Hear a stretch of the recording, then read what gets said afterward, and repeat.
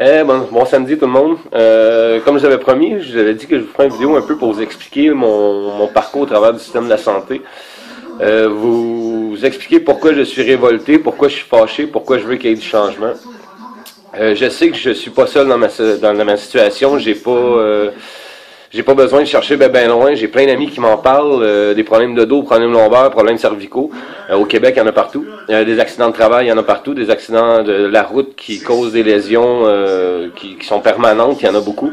Vous embarquez dans un système de santé pour vous faire soigner.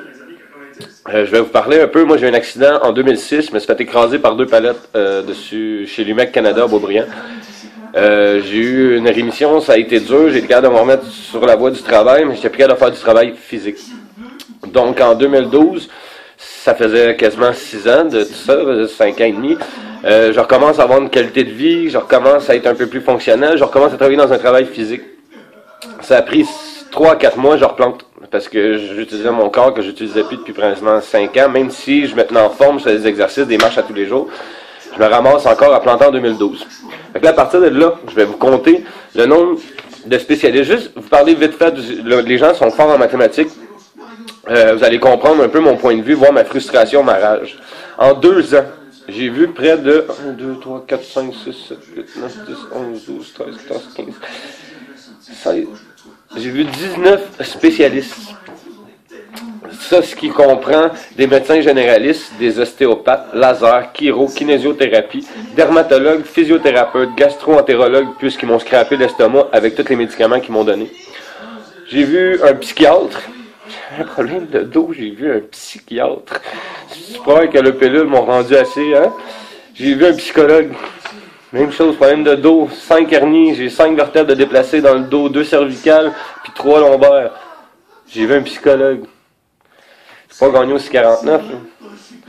J'ai vu un neurologue.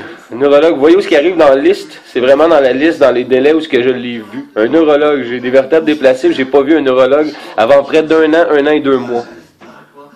J'ai vu un dentiste, j'ai pas eu le choix, je me suis fait briser les dents, donc de prendre des médications, de dormir des longues périodes sans brosser mes dents ou quoi que ce soit, je serrais les dents.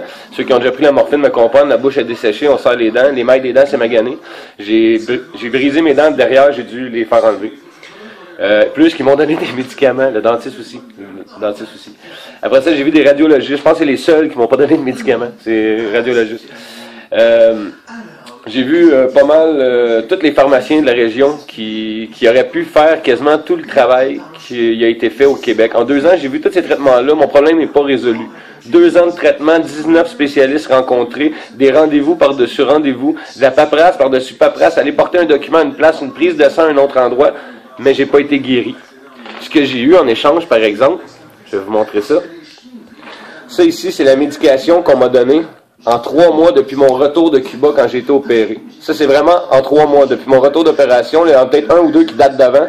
Le reste est tout depuis mon retour de Cuba. Ça, c'est ce que j'ai eu au Canada. Des pilules, beaucoup de rencontres, 19 spécialistes que j'ai dû voir. Mais c'est tout. Aucun traitement qui ont fait quelque chose de pratique. J'ai pas vu un chirurgien. Je vous ai pas nommé un chirurgien. J'ai pas vu un chirurgien pour dire est-ce qu'il y aurait peine à faire une chirurgie. Ce que j'ai eu par contre aussi avec les médicaments, c'est tout ça de documents. Je leur dis que j'ai de la misère à me concentrer, de la misère à écrire, des migraines, des maux de tête. On me donne des papiers à remplir, à aller porter, des prescriptions à aller chercher, j'ai des papiers. 2 ans de rendez-vous, on me trimballe d'un hôpital à l'autre, j'ai dû payer des stationnements dans plusieurs hôpitaux. J'ai pas d'argent, je suis blessé, j'ai besoin d'aide. Je vais jouer au casino gratuitement, mais je paye mon stationnement à l'hôpital. Super fort l'économie. Je sais pas ce qu'on fait avec notre argent, on décide mal, on prend pas des bonnes décisions, c'est nous autres qui payent. Là, vous allez me dire, tout ça, les frais qui sont rattachés à ça, ils doivent être excessifs. Oui, c'est l'enfer, tous les frais qu'il y a eu de rattachés à ça. Ceux que j'ai payés de ma poche, ceux que le gouvernement a payé, toutes les pilules que j'ai derrière moi, c'est payé par le gouvernement. Maintenant, comme je vous l'ai dit, je suis allé me faire opérer à Cuba. Je suis arrivé à Cuba dans les premières semaines de juillet. Rendu au 7 ou au 8, je sais déjà qu'on va m'opérer. J'ai déjà passé toutes les panoplies de tests, des lasers, j'ai passé des radios en mouvement. Avec une vieille radio, comme on avait ici, on est debout avec le petit panneau, ils nous font tourner, ils nous font bouger. J'ai fait ça à Cuba. En la première semaine, on m'a fait faire ça. Au Québec, en 2 ans, je n'ai pas fait aucune radio en mouvement. J'ai 5 hernies discales. Un mouvement, c'est des dos, c'est des axes de rotation. Je suis pas médecin, mais si je veux réparer, si je veux voir si un driving shaft va pas bien, mais je le fais tourner. Tu sais, c'est ceux qui font la mécanique me comprennent. Après ça, en une semaine, on me dit, Monsieur Despatie, on me donne ceci, les documents de mon opération. Je sais pas si vous voyez l'épaisseur, on voit mal à cause de la lumière, là.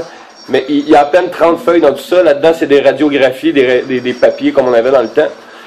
On me donne ça, au bout d'une semaine, on dit, Monsieur Despatie, on est prêt à vous opérer. Je refuse l'hôpital parce que l'hôpital ne parle pas français ni anglais, on parle juste espagnol. On m'arrive avec des sondes, des traitements, on me dit, on va vous planter ça quelque part, puis je comprends pas c'est où le quelque part. Je prends pas de chance. Je demande à mon médecin, qui est Dr Osvaldo, qui nous a mis par l'intermède d'une firme ici au Québec, qui nous a amené là-bas pour me faire opérer, m'a transféré d'hôpital à Sierra Garcia. Sierra Garcia, en une semaine, ont repris tous les tests, parce qu'ils voulaient pas prendre les tests qui venaient de l'autre hôpital. Donc, en 7 jours, on refait tous les tests, ont eu le temps de me prendre 2 litres de sang, me laisser avoir une convalescence pour une journée, le temps que je me refasse mon sang, pour m'opérer, pour pouvoir m'enlever du sang, puis 14 jours, 2 fois ils ont fait les tests, ça a été fini, j'ai revenu au Québec 2 jours après l'opération, ça m'a pris 16 jours à Cuba pour me faire opérer au dos. Je suis revenu avec une opération faite. Ça a coûté 25 000 $. Le voyage, l'opération, les implants. Puisqu'aussi, au Québec, on m'enlevait des disques, on collait les os ensemble. À Cuba, ce qu'on m'a fait, on m'a posé une suspension chaque bord des os. On a réparé mon dos.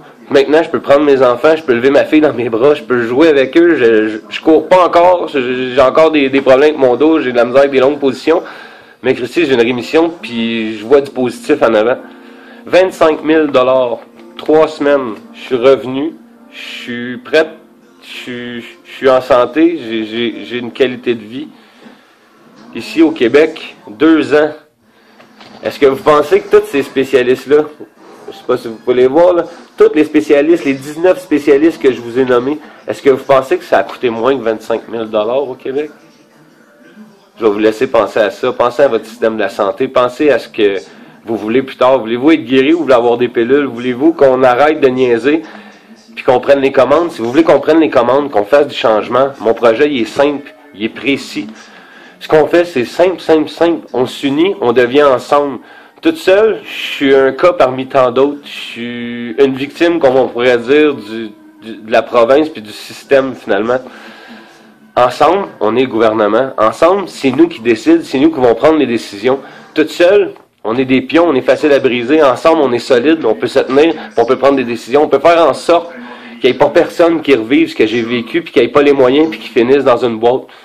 On peut faire en sorte au Québec que tout change. On peut faire en sorte que nos enfants ne connaissent jamais la misère que j'ai connue. On peut faire en sorte qu'il n'y ait pas d'autres enfants un jour à Noël qui regardent son père pour lui dire « Papa, sont où mes cadeaux à moi? Pourquoi moi j'ai pas de cadeaux? » Puis lui dire « Mais papa, cette année, il est malade. Il a eu un gros accident, il a mal au dos. J'ai pas beaucoup travaillé, Michael, je t'ai acheté un cadeau. Mais j'y ai pensé, puis je t'ai acheté un cadeau qui venait du cœur. » Mon fils de me répondre « Papa, j'ai été gentil. Moi, j'ai pas été méchant. J'ai été gentil. On me dit depuis que je suis petit, le Père Noël, il n'y a pas de cadeaux aux enfants qui sont gentils. Pas aux parents qui sont en santé et qui travaillent gros. On me dit qu'on apporte des cadeaux aux enfants qui sont gentils. Moi, j'ai été gentil, papa. J'ai ça dans la tête depuis 2 ans. Depuis 2 ans, je me bats pour m'en relever, pour plus jamais que mon fils vive un Noël. Ceux qui ont vu mon statut Facebook l'année passée, ma seule demande que j'ai eue au Père Noël, c'est qu'il me donne un peu de santé pour que je puisse travailler pour pas faire revivre un deuxième Noël à mon fils comme ça.